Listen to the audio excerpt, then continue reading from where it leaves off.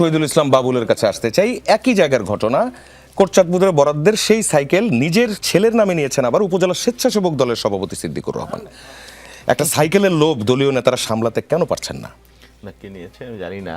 Cycle তো জামাতের নেতা চেয়ারম্যান বোধহয় নাকি উনি বরাদ্দ নিয়েছে, ওনার 2 মিনিট আপনার। ওনার দায়িত্ব সেটা তো ধরেন হয়েছে। এখন আইনের সৎলোকের শাসন চাই আর কি কোরআনের আইন চাই, এই কথা বললে যদি এগুলো হয়, নিজের মেয়েকে দেওয়া, আমার মনে হয় না বিএনপির তো 250-র মতো এমপি আছে, একজনও নিজের মেয়েকে বা এই ধরনের ঘনিষ্ঠ জনকে, ভাইকে আপন মেয়েকে, মেয়ের জামাইকে দিয়েছে এরকম রেকর্ড নাই। আমরা তো সৎলোকের শাসন চাই না মনে হয় আর কি, শুধুমাত্র জামাত চায়। তো সৎলোকের শাসন চাই যদি এই অবস্থা হয় তাহলে তো মুশকিল আর কি। শুধু এইটা না, আপনি জামাত হয়েছে কি বিহাইন্ড দ্য শাসনের বাইরে ছিল, মেইন স্ট্রিমে কখনো আসতে পারে নাই, সেই জন্য তাদের ব্যক্তিগত ক্যারেক্টারটা, চরিত্রটা মানুষের কাছে উদ্ভাসিত হয় নাই।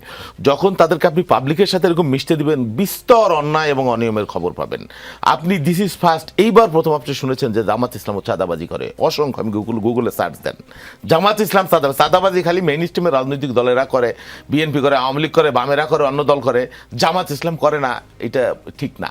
অসংখ্য ঘটনা আছে, আপনি সার্চ দিলে গুগলে এখনই পাবেন।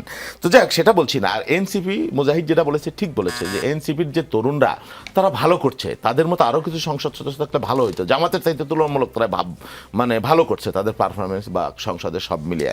আর বরাদ্দের কথা বা প্লটের কথা, যেটা প্লট কিন্তু জামাত ইসলাম আগে বলেছে, নির্বাচনের আগে ঘোষণা, আমরা প্লট নেব না, সরকারি সুবিধা নেব না, আমরা কিন্তু আগে বলি নাই। এদের পার্থক্য আছে কিন্তু।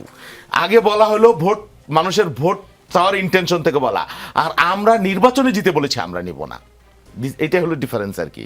তো আপনার ইন্টেনশন যদি কি সেটা আপনাকে বুঝতে হবে, এবং আপনার চিন্তা কি যে আপনি কল্যাণ রাষ্ট্র বা জুলাইয়ের কি চেতনা, সেই চেতনা শুধু মুখে বা ভোট চাওয়ার চলনা কলনা এগুলো দিয়ে যদি হয় তাহলে হবে না। আপনি প্রধানমন্ত্রীর ইন্টেনশন দেখেন, তার চলন বলন দেখেন।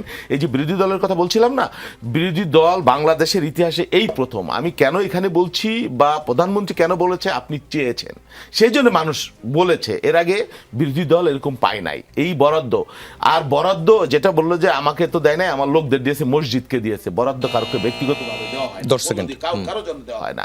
বরাদ্দ রাস্তার জন্য হয়, মসজিদের জন্য হয়, মন্দিরের জন্য হয়, উন্নয়নের জন্য হয়। এটা তো বাস্তবতা।